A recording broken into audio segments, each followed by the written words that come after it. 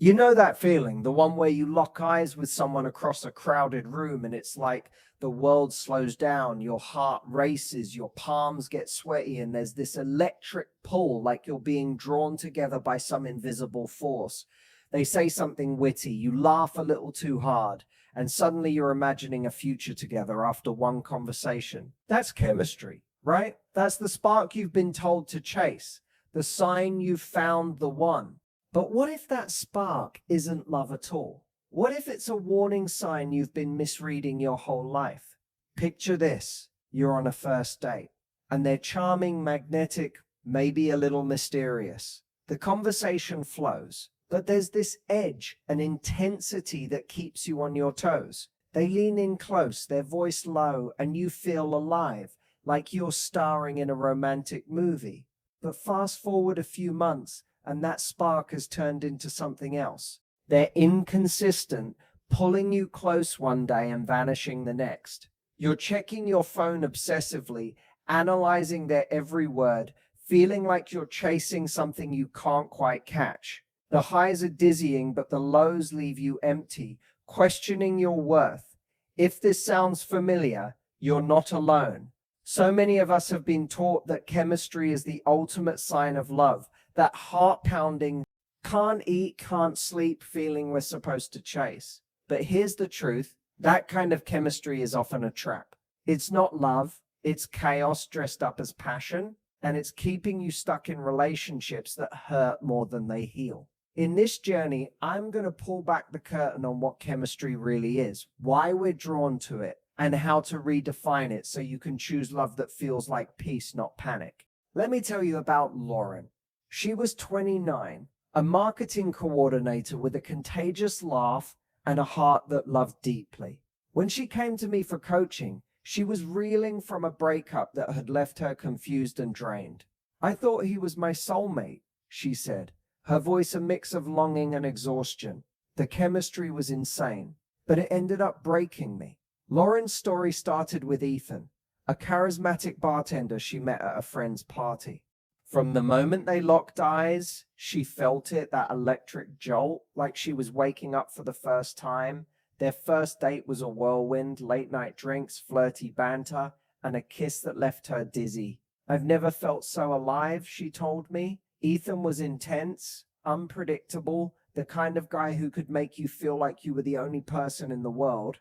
But soon the cracks appeared. He'd go days without texting, leaving Lauren to wonder what she'd done wrong. When they were together, he'd shower her with attention, but then he'd pull back, citing needing space or being bad at relationships. Lauren clung to the highs. The nights when Ethan would show up with a playlist he made for her, or when he'd look into her eyes and say, "You're different." Those moments felt like proof of something real. But the lows were crushing. She'd spend hours over-analyzing his texts, second-guessing herself, feeling like she had to be more fun, more chill, more something to keep him. When he ended things abruptly, saying he wasn't ready for anything serious, Lauren was left shattered. "I don't understand," she said. "The chemistry was so strong. How could it not be enough?" Lauren's story was still unfolding. She was starting to heal, but hadn't yet found her way out of the cycle. Her pain was a mirror for anyone who's ever chased that spark, only to find it burning them instead. The problem wasn't Lauren, it was her definition of chemistry and the myth we've all been sold about what it means. Let's get to the heart of why we chase this kind of chemistry. It's not random, and it's not because you're bad at love. It's rooted in your psychology, your past, and the way your nervous system responds to certain people. When you feel that intense, heart-pounding pull towards someone, it's not always love. It's often your nervous system reacting to something familiar, even if that something is pain. This is where trauma bonding comes in. Trauma bonding isn't just about abusive relationships. It can happen in subtler ways. When you're drawn to someone who's inconsistent or emotionally unavailable, it creates a cycle of highs and lows, the thrill of their attention, the anxiety of their withdrawal, the relief when they come back. Your brain starts to associate those intense emotions with love because they mimic the roller coaster of unresolved wounds from your past. Maybe you grew up with a parent who was hot and cold. Or maybe an early relationship taught you that love means chasing approval. So when you meet someone who's unpredictable, your nervous system lights up saying, "This feels like home." Here's the science. When you're in that push-pull dynamic, your brain releases dopamine, the reward chemical, during the highs, and cortisol, the stress hormone, during the lows. This creates a kind of addiction where you're hooked on the cycle of anticipation and relief. It's why you can't stop checking your phone, why you feel obsessed with someone who's not even showing up for you. It's not chemistry. It's your nervous system chasing a familiar high. Attachment theory helps explain this too. If you have an anxious attachment style, you're wired to seek closeness but fear abandonment. So you're drawn to avoidant partners, those who pull away, keeping you in a constant state of chasing. The tension feels like passion, but it's actually anxiety masquerading as attraction. If you lean avoidant yourself, you might be drawn to the intensity of these dynamics because they let you stay emotionally distant while still feeling something. Either way, the result is the same, a chemistry that's more about chaos than connection. Think of it like a slot machine. You keep pulling the lever, hoping for the jackpot. The moment they finally show up, commit or make you feel enough. But the machine is rigged. The real win is walking away from the game and choosing something better. So if that heart pounding, can't stop thinking about them feeling isn't chemistry, what is? Real chemistry isn't about chaos or intensity. It's about connection, safety, and mutual growth. It's not a fire that burns you. It's a warmth that steadies you. Let's reframe what chemistry should feel like. Real chemistry feels like ease. It's not about never feeling nervous. First dates can still give you butterflies. But real chemistry feels like you can breathe, like you can be yourself without performing. It's a conversation that flows naturally, not one you're overanalyzing to keep alive. Real chemistry builds trust. It's someone who shows up when they say they will, who listens when you talk, who makes you feel seen without making you chase. It's consistency, not a roller coaster. Real chemistry grows you. A true connection makes you feel bigger, not smaller.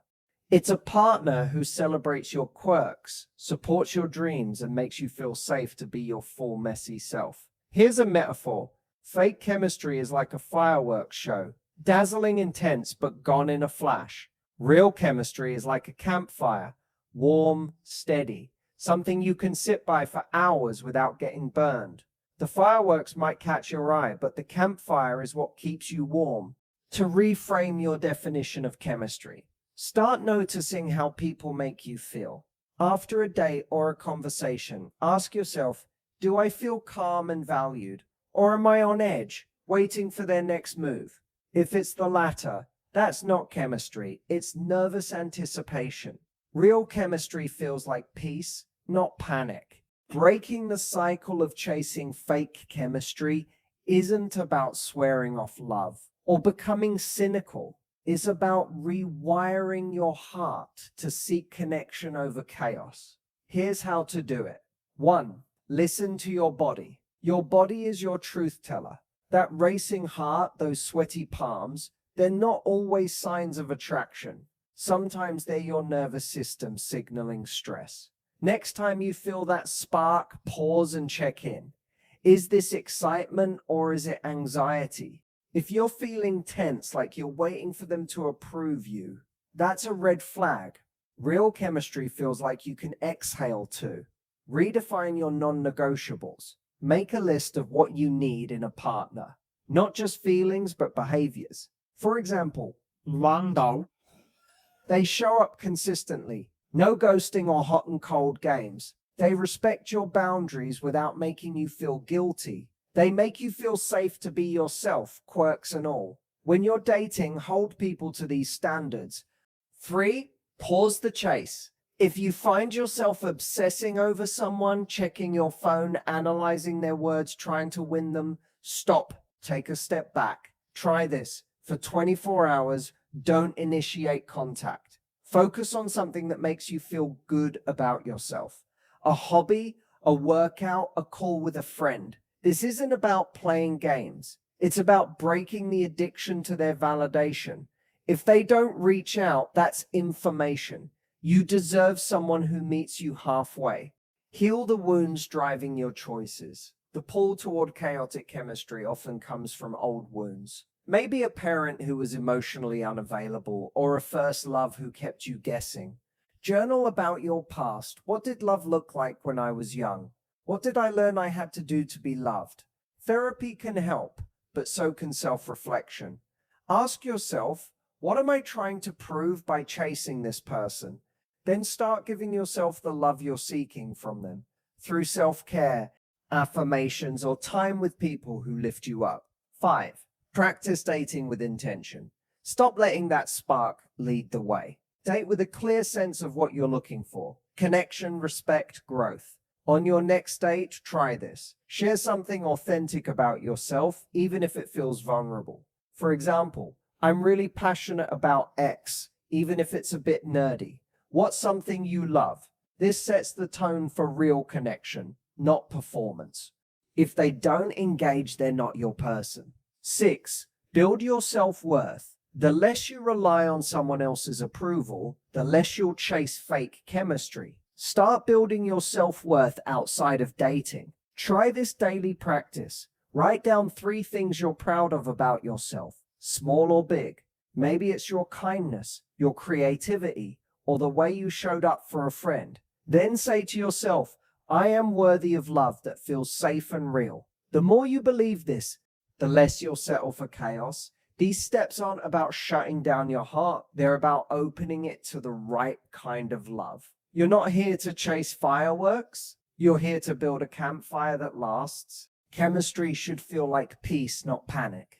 Take a deep breath and let this sink in. You don't have to chase love that leaves you breathless with anxiety. You don't have to ride the roller coaster of highs and lows to feel alive. Real chemistry isn't about intensity. It's about connection, safety, and a warmth that grows over time.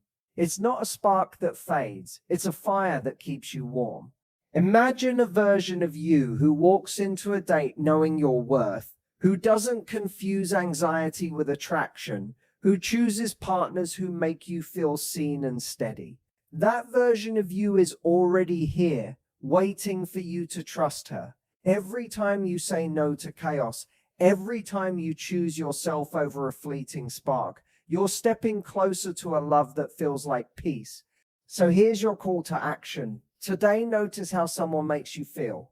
If they're leaving you anxious, chasing, or questioning your worth, pause. Ask yourself, is this chemistry or is it chaos? Then take one small step toward real connection. Maybe it's setting a boundary, sharing something authentic, or walking away from someone who's not truly in. You deserve a love that feels like coming home, not running a race. Choose peace over panic. You're worth it.